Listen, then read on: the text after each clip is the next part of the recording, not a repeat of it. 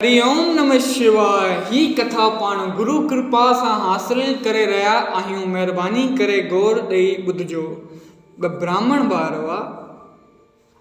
परारब्ध सभिनी जी दार दार थिए थी, छो त कर्मनि जी रचना नियारी आहे। हिकु भाउ जो ख़्यालु हुओ त ॿाहिरि हली कुझु विर्त जो कमु कयां, कुझु धर्म जो कमु कयां, माण्हुनि खे कुझु ॿुधायां।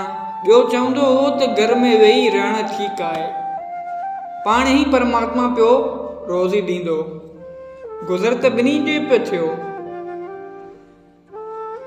जेको ॿारु फिरंदो हो उन खे हिकु ॾींहुं राजा हिकु कद्दू ॾिनो। आयो घर त भाणो हुनजे भाउ पुछियो त ही किथां आंदो अथई?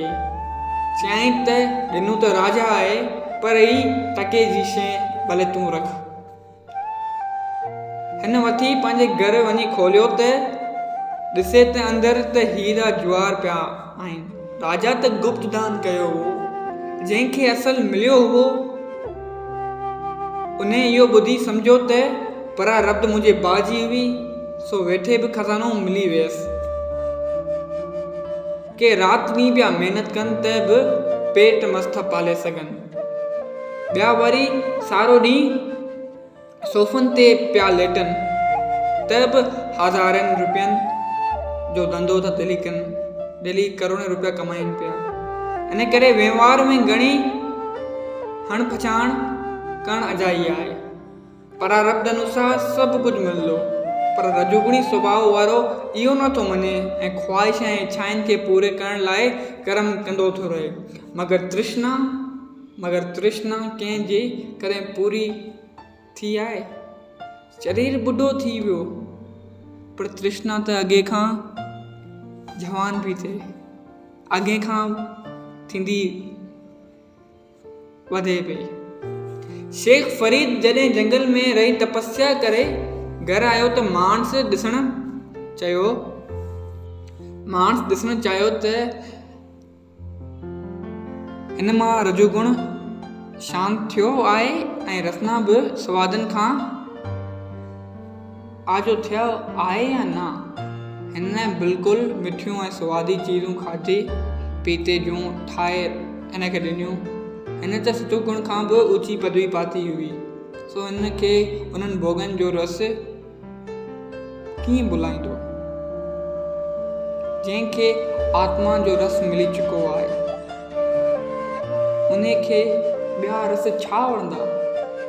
फरीद साहिब मां खे चवणु लॻो त अम्मा, तूं केतिरियूं मिठियूं ऐं सवादी शयूं ठाहे रखियूं आहिनि, पर इन्हनि मां हिकु बि ख़ुदा जे नाले जेतिरी मिठास सां नथी प्रेम चे। परमात्मा जो ध्यान जो आनंद वधीक मिठो आहे। माण्हू सम्झी वई त इन मां रजोगुण ऐं अन्न मां पैदा थींदड़ तृष्णाऊं सफ़ा मरी चुकियूं आहिनि।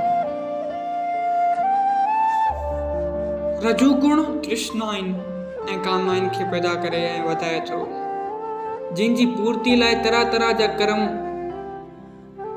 सरजोशी सां इंसान कंदो रहे थो। ॾींहुं राति उन लाइ महिनत थो करे, ऐं जेके इन में संदसि साथ ॾियनि था उन्हनि लाइ प्रेम थो रखे, ऐं जेके ईअं नथा कनि उन्हनि सां द्वेष या वैर थो रखे। ॾिस, इंसान जेको बि कमु करे थो पंहिंजी इच्छा तृष्णा पूरी करण लाइ, हाणे उन मक़सद में जेको उनजो साथ ॾिए थो उन्हनि खे हू दोस्त थो सम्झे, ऐं जेको उनखे मना थो करे उनखे हू दुश्मन थो सम्झे। अगरि पाण ॾिसूं सभु प्रैक्टिकल लाइफ में ईअं ई आहे। अगरि केरु मुंहिंजे लक्ष्य में मूंसां गॾु आहे, मुंहिंजो साथ ॾिए थो, उहो मुंहिंजो यार आहे, पर इहो रजोगुणी स्वभाव आहे। हुन जूं ख़्वाहिशूं बाहि जी लाट वांगुरु वधंदियूं रहनि थियूं। आत्मा त कर्ता ऐं भोगता कोन आहे। आत्मा न को कुझु करे थी, न को कुझु भोगे थी, पर रजोगुण में इहो ख़्यालु पैदा थो करे त मां थो ई कर्म करियां। इहो लालची ऐं बेसब्र थियो पवे, ऐं घणो मिलंदे बि घणो थो घुरे। हिन जी ॿुधी भ्रमजी वञे थी। भले ऐं बुरे ऐं सत ऐं असत जी हिनखे का बि ख़बर न थी पवे। दुख बि ख़ुशी सां थो भोगे, ईअं ई सम्झे त उन्हनि मां बि आख़िर फ़ाइदो ई पवंदो। मच्छी बिजली ऐं ज़ाल जी नज़र खे बिल्कुलु तिखो सम्झियो वेंदो आहे। मछली बिजली ऐं ज़ाल जी नज़र खे बिल्कुलु तिखो सम्झियो वेंदो आहे, पर राजसी आदमी जा ख़्याल उन्हनि खां बि तिखा दौड़ंदड़ आहिनि। जेको राजसी माण्हू आहे, जंहिंजो सुभाउ राजसी आहे, उन्हनि जा ख़्याल उन्हनि खां बि तिखा था हलनि। अगरि उहो कंहिं शइ बारे में सोचे थो त जाम थो सोचे वठे, कंहिं ग़लति शइ बारे में सोचे थो उन हद खां वधीक थो ॿाहिरि निकिरी वञे नेगेटिविटी में। को बि कमु पूरो नथो थिएसि त ॻणतियुनि ऐं फ़िक्र में पाण खे दुखी थो करे, पंहिंजे मन जी चाहतनि खे कीअं बि पूरो करण जी कोशिश थो करे। 3 अध्याय में अर्जुन जे सवाल जो जवाब में भॻवान ॿुधाए आयो आहे त रजोगुणी मनुष्य जूं जॾहिं कामनाऊं पूरियूं नथियूं थियनि तॾहिं हुन में क्रोध पैदा थिए थो, हू वॾा वॾा पाप कर्म बि कयो हुजे। रजोगुणी मनुष्य जूं जॾहिं कामनाऊं पूरियूं नथियूं थियनि न त हू उन्हनि खे पूरो करण लाइ वॾे में वॾा पाप करे थो, जंहिं करे हिन जा शुभ कर्म ऐं गुण नाश थी वञनि था। कामना ऐं क्रोध इन तरह इंसान जे वॾे में वॾा वेरी आहिनि, वॾे में वॾा दुश्मन आहिनि। चओ जय सिया राम। अगरि ही सम्झाणी वारी कथा तव्हांखे वणी, हिन मां तव्हां लाभ पायो ऐं उन ते अमल कयो त सुठी ॻाल्हि आहे। जय सिया राम।